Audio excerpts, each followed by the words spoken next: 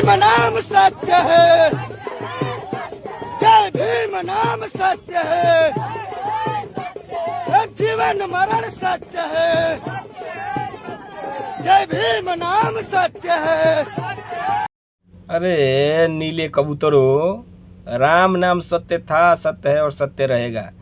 ये तुम लोग पढ़ते तब न पता चलता, लेकिन तुम लोग को तो पढ़ना लिखना है नहीं। बाबा साहब तो पढ़ लिख के इतना बड़ा काम किए, लेकिन तुम लोग को तो बोले कि पढ़ो, मगर तुम लोग को तो पढ़ना है नहीं, जाहिलों वाली हरकत करना है। अबे एक बार पता चल जाएगा कि तुम ये क्या किए हो, कितना गलत काम किए हो, फिर तुम इसका माफ़ी भी नहीं हो पाएगी। जो तुम्हारे बाबा साहब थे वो भी राम को ही जपते थे, वो भी राम का ही नाम लेते थे, राम के नाम से ही उनको भी मुक्ति मिलेगी, ये वो भी जानते थे। उन्होंने तो आज तक ये सब बातें नहीं कही, क्योंकि उनको पता था वो पढ़े लिखे थे। तुम गधों को बोले कि पढ़ लिख लो कि तुम लोग भी समझदार बन जाओगे, मगर तुम लोगों को तो इससे मतलब नहीं है। तुम लोग को तो बकलोली करनी है, करते रहो बकलोली, अपना सत्यानाश करते रहो, कोई क्या करेगा। तुम लोग का तो विनाश निश्चित है। जब दुशासन उसका चीर हरण कर रहा था तो वो एक चांटा मार देता, लप्पड़ मार देता, घूंसा मार देता, लात मार देता, बाल पकड़ के साले को घोड़ देता जमीन में। और ये नहीं किया उसने, वो खड़ा हो गया यूं और हाथ में लगा दी टेक्सटाइल की फैक्ट्री और हाथ में से धोती निकल ली। भगवान को क्या करना चाहिए था? चांटा मारना चाहिए था, बाल पकड़ के उठा कर पटक देना चाहिए था, या नहीं पटकना चाहिए था? ये तो उनकी इच्छा के ऊपर है। वो क्या चाहते थे? वो चाहते थे सबका समूल विनाश करें जो उसमें शामिल हों, ये तो वो जानते हैं। लेकिन मेरा मन तो अभी ये कर रहा है कि तेरा बाल पकड़ के पटक दूं और तेरे को 50 जूते मारूं, नीलांडे। अगर मैं इन्हें नहाते हुए छिप कर देखूं या इनके कपड़े उठाकर भाग जाऊं तो बताओ क्या करोगे मेरे साथ?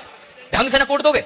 लेकिन भाई साहब जो ये काम सच में कर रहा था, जो कपड़े लेके भाग रहा था, जो नहाती हुई लड़कियों महिलाओं को देख रहा था, उसके नाम की तो बर्फी काटो तुम रात को 12 बजे। अरे बेवकूफ गधे, गोबर दिमाग में तेरे भरा हुआ है। ये बता, तू जब बच्चा था, 2 साल 4 साल का था, तो तू अपनी बहन के साथ खेलता था, नंगा घूमता था, तो तेरे को कोई गलत कहता था? नहीं कहता था ना। बच्चों की बात बच्चों जैसी ही होती है, लेकिन तेरे ये जो दिमाग में चल रहा है दूसरे को बदनाम करने का, इतना मार मारूंगा कनपट्टा पे ना कि लाल हो जाएगा तेरा कनपट्टा, बेवकूफ गधे। राजा रानी ने मिलकर हल चलाया। अब जब हल चलाया तो हल एक जगह अटक गया। अब जब हल अटक गया तो वहां से मिट्टी खोदी गई।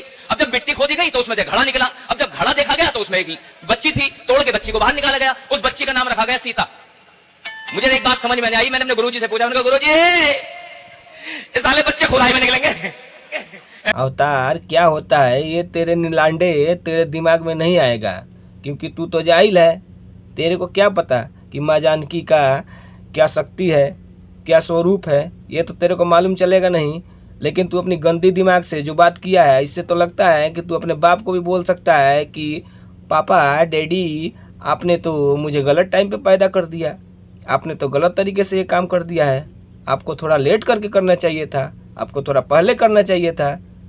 तू बेवकूफ़ गधे है, तू ये भी बोल सकता है। आप हमारे वोट से प्रधानमंत्री बने, आपको हमने पीएम मेले दिखाने के लिए बनाया था, झालमुड़ी खाने के लिए पीएम नहीं बनाया था। तो ये जो लगा रखा है ना आपने, एक दिन मेलोडी खा लो, एक दिन झालमुड़ी खा लो। अरे तुम अभिजीत दीप के कोई पेड़ से आकर टपके हो? तुमने वोट नहीं दिया है, हमने प्रधानमंत्री बनाया है। और वो झालमुड़ी खाएं क्या खाएं, तेरे बाप का खाते हैं क्या? वो अपना खाते हैं। रहा बात काम की तो वो काम कर रहे हैं, तो उनका खाना पीना देखेगा वो क्या खा रहे हैं क्या नहीं खा रहे हैं। कुछ भी खाएंगे उनकी मर्जी, तू नहीं रोक सकता है। तेरी औकात क्या है? तेरी औकात कुछ नहीं है। नहीं तो आए हैं पति आपके? नहीं, वो नहीं आए हैं। तो कैसे दुर्योधन टाइप के हैं? मतलब ये कथा भागवत में मतलब कोई इंटरेस्ट नहीं है उनको पूजा पाठ में। बस द्रौपदी का हरण चीर हरण यही करते रहते हैं। मतलब ऐसा कुछ भी नहीं है जो उनके अंदर ना है। मान लो अच्छाई की बुराई। बुराई। तो आपके पति आपसे प्रेम नहीं करते? मैंने बहुत कोशिश की है 7 सालों में। तो वो किसी और के साथ फंसे हुए हैं क्या? वो उनकी मैया जी पूरा साथ दे रही हैं, पूरी फैमिली सपोर्ट कर रही। किसके साथ चक्कर है उनका? यही कोई रिलेशन में है, तभी मतलब हम तो आप पता नहीं लगा पाई? बहुत दूर के हैं महाराज जी, वहां तक तो हम पहुंच ही नहीं पाएंगे। ससुराल का रास्ता हम ही भूल जाते, ससुराल से और आगे हैं। तो ससुराल आपका जंगल में है क्या?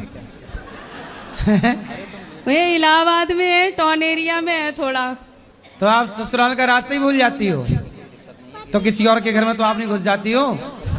हाँ नहीं, पति फिर कहे कि लोग किसी और घर में घुस रही हो। मैं पूछ के ही जाती हूँ।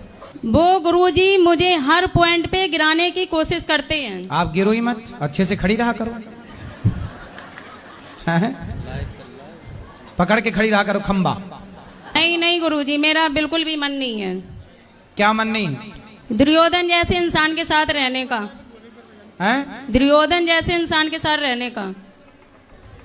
कुछ लोग ये बातें समझते होंगे कि अनिरुद्धाचार्य महाराज जी हल्की बातें कर देते हैं, मजाक कर देते हैं, लेकिन ये बहुत अच्छी बात है कि कम से कम हंसने के लिए ही तो लोग आते हैं कथा में, और इसी के द्वारा वो लोग भगवान का नाम सुनते हैं और बोलते भी हैं, तो इससे उनका फ़ायदा ही है और वो मुक्ति की तरफ जाते हैं, धर्म की तरफ जाते हैं। ये इतने कचरा वाले माहौल में कम से कम भगवान का नाम तो ले रहे हैं ना, तो इस हंसी मजाक के कारण ही वो लोग भी आ जाते हैं। जिनको सुनना नहीं रहता है वो भी आके सुनते हैं। तो ये अनिरुद्धाचार्य महाराज की बातें मुझे बहुत पसंद आती हैं, अच्छी लगती हैं, ये सही चीज़ है।